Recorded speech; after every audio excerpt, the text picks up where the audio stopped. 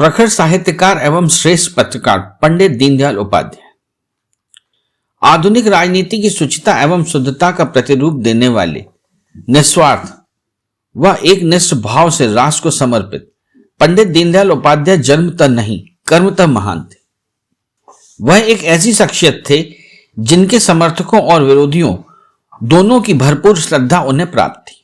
तत्कालीन केंद्रीय गृह मंत्री श्री यशवंतराव चौहान ने उन्हें महान भारतीय तथा साम्यवादी प्रमुख नेता हीरेन मुखर्जी ने उन्हें अजातशत्रु के रूप में श्रद्धांजलि अर्पित की थी।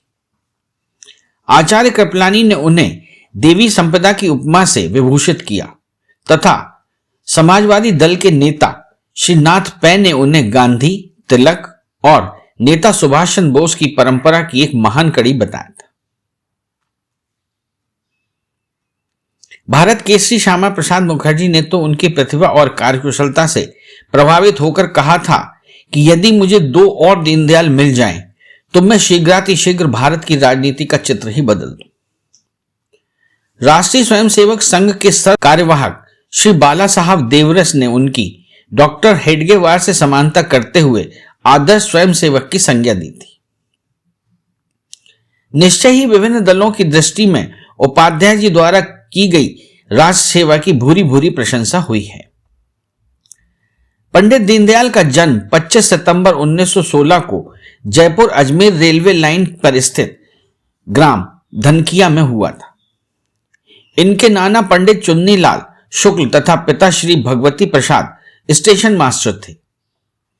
पंडित दीनदयाल उपाध्याय के पितामह पंडित हरिराम प्रसिद्ध ज्योतिषी थे, जो जिला मथुरा के ग्राम फरह से 1 किलोमीटर पश्चिम में नगला चंद्रभान के निवासी थे।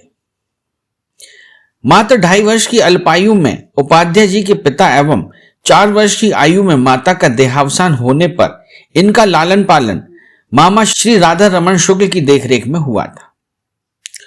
उपाध्याय जी बाल्यकाल से ही प्रतिभा संपन्न थे। राजस्थान के सीकर स्थित कल्याण हाई स्कूल से अजमेर बोर्ड की मैट्रिक की परीक्षा उन्होंने प्रथम श्रेणी में उत्तीर्ण की तथा बोर्ड में प्रथम स्थान प्राप्त किया। 2 वर्ष पश्चात राजस्थान के पिलानी से इंटर की परीक्षा में भी वे प्रथम आए। कानपुर के सनातन धर्म कॉलेज की बीए की परीक्षा में भी उन्होंने प्रथम श्रेणी प्राप्त की। आगरा के सेंट जेम्स कॉलेज में एमए प्रथम वर्ष में भी उनको सर्वाधिक अंक प्राप्त हुए थे, किंतु अपरिहार्य कारणों के कारण उन्हें इलाहाबाद जाना पड़ा,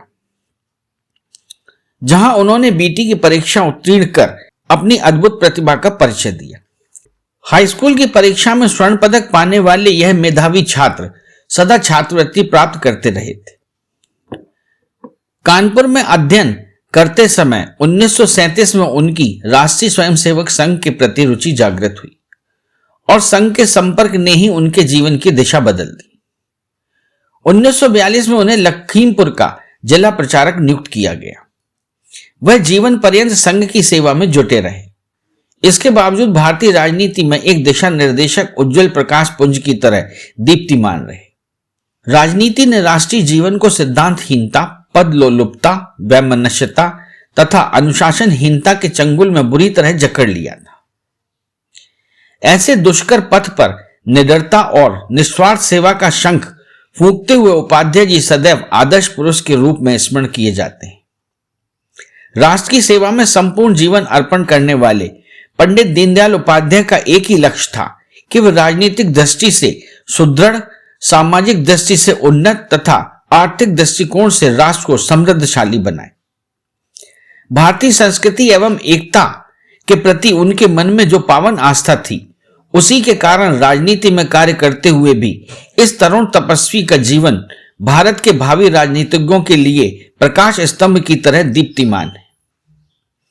दरअसल बाल्यकाल से ही श्री कृष्ण की पावन भूमि मथुरा, राजस्थान की वीर भूमि, कानपुर की क्रांति धरा तथा इलाहाबाद की गंगा की पवित्र त्रिवेणी की मिलीजुली रजकण ने उपाध्याय जी के जीवन को गति प्रदान की थी।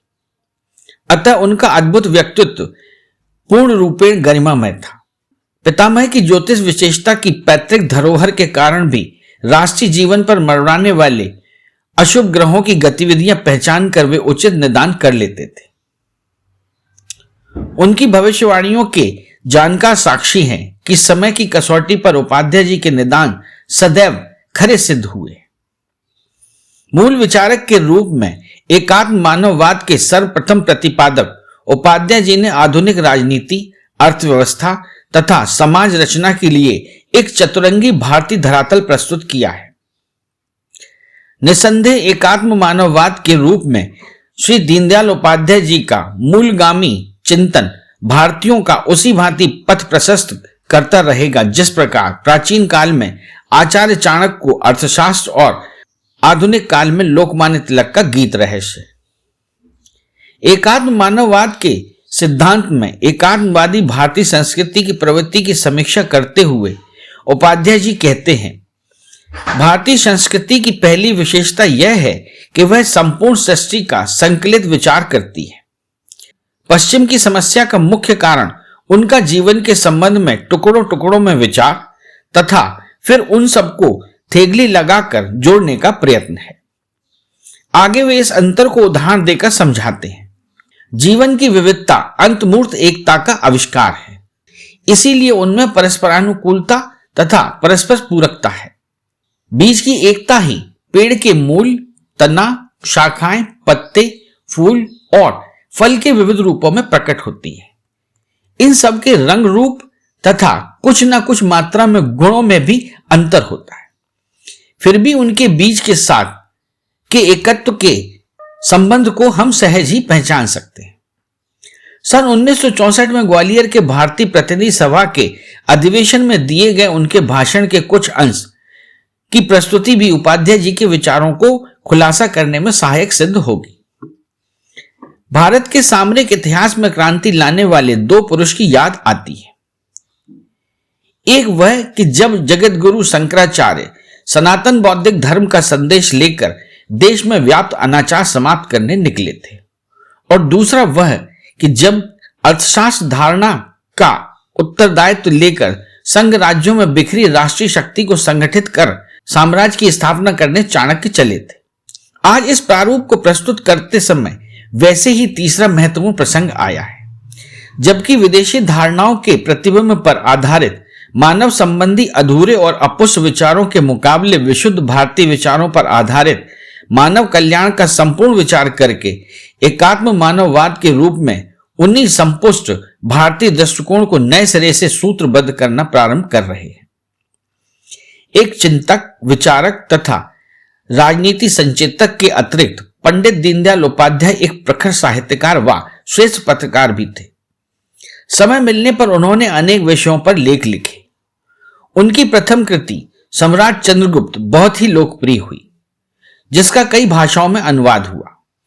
जगतगुरु शंकराचार्य, भारतीय अर्थनीति एक दिशा, पंचवर्षीय योजना, अवमूल्यन आदि उनकी चर्चित रचनाएं हैं। संघ पर प्रतिबंध लग जाने पर उनका साहित्य का द्रुत गति से चला। पंडित दीनदयाल के संपादकत्व में साप्ताहिक पांचजन्य तथा मासिक राष्ट्रधर्म एवं दैनिक स्वदेश का शुभारंभ हुआ। सन 1951 में डॉक्टर श्यामा प्रसाद मुखर्जी के नेतृत्व में अखिल भारतीय जनसंघ के निर्माण पर विचार किया जा रहा था।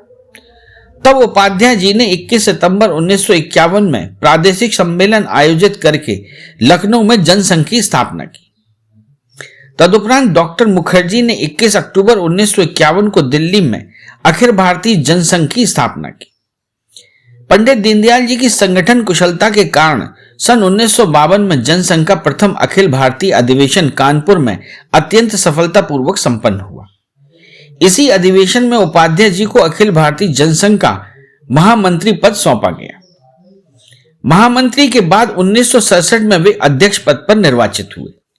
पंडित दीनदयाल के समय में चाहे कश्मीर का आंदोलन हो या किसान मजदूर का मोर्चा, पंचवर्षीय योजना हो या अन्य कोई सामाजिक राजनीतिक समस्या, सभी पर उनका मार्गदर्शन संघ और राष्ट्र के लिए उपयोगी रहा। स्वाधीन भारत में राष्ट्रीय स्वयंसेवक संघ की बढ़ती हुई लोकप्रियता से भयभीत होकर सत्ता पार्टी ने 1948 में उस पर प्रतिबंध लगा दिया और तेजी से दमन चक्र जारी कर दिया। आचार्य चाणक्य की बुद्धि के प्रतिरूप उपाध्याय जी ने जब सत्ता पार्टी को खूब छकाया और शासन के विरुद्ध बड़ी कुशलता से सत्याग्रह संचालित किया, साधारण धोती कुर्ता को धारण करने वाले सर्वगुण संपन्न उपाध्याय जी की निर्भयता और मधुर वाणी उनकी महानता का परिचायक थी। सन 1963 में कार्यकर्ताओं के अत्यधिक आग्रह के कारण उन्होंने संसद के लिए जौनपुर से उपचुनाव भी लड़ा। पराजित होने की स्पष्ट आशंका होने पर भी उन्होंने विजयश्री का वरण करने के लिए उन हथकंडों को नहीं अपनाया जो उनकी दृष्टि में भारतीय राजनीति के लिए उचित नहीं समझे जाते। उनका स्पष्ट कथन था, हे साधनों से प्राप्त विजय मुझे रुचिकर नहीं। इस प्रकार राजनीति में रहकर उन्होंने सिद्धांत और व्यवहार में समन्वय बनाए रखा। उन्होंने कार्यकर्ताओं को भी यह तथ्य स्पष्ट कर दिया और उनकी इच्छा के विरुद्ध कोई कुछ नहीं कर सका और वह जीवन के एकमात्र निर्वाचन में पराजित हो गए। कालीकट के विशाल अधिवेशन में संपूर्ण राष्ट्र को चरेवेती चरेवेती का संदेश देने वाले उपाध्याय जी ने जीवन पर्यंत इसे अपनाकर कथनी और करनी का जीवंत उदाहरण स्थापित किया। 11 फरवरी 1968 को मुगलसराय स्टेशन पर उनका मृत शरीर मिलने पर मां भारती को समर्पित राष्ट्र प्रेमी हतप्रभ रह गए थे। उस घटना का रहस्य आज तक ज्ञात नहीं हो सका है। उनकी आकस्मिक मृत्यु पर जनसंघ के तत्कालीन अध्यक्ष एवं राष्ट्रीय चिंतक पंडित अटल बिहारी वाजपेयी ने उद्गार प्रकट किए थे, सूर्य ढल गया, अब हमें तारों के प्रकाश में मार्ग खोजना होगा। निसंदेह पंडित दीनदयाल उपाध्याय राष्ट्रीय मंदिर के निर्माण में महर्षि दधीची की भांति अपने शरीर की एक एक अस्थि समर्पित कर देने वाले आधुनिक युग के महान कर्मयोगी एवं मौलिक चिंतक थे। ज्ञातव्य है कि इधर काफी बड़े पैमाने पर उपाध्याय जी की स्मृति को अक्षुण्ण रखने के लिए उनके नाम पर नगर, सड़कें, भवन आदि का नामकरण हुआ। उन पर शोध कार्य भी किया जा रहा है। उनके पैतृक ग्राम फरह के समीप नगला चंद्रभान में भी उनकी स्मृति स्थायित्व का कार्य सुनिश्चित है। लेकिन एकात्म मानववाद की सूक्ष्मता, राजनीतिक परिवेश को दी गई आदर्शवादी सोच को परख लेना आदि उनके प्रति सच्ची श्रद्धांजलि होगी। अरे हाँ, इस चैनल को लाइक और सब्सक्राइब करना ना भूलें। देखते रहिए बंजारा बीट्स।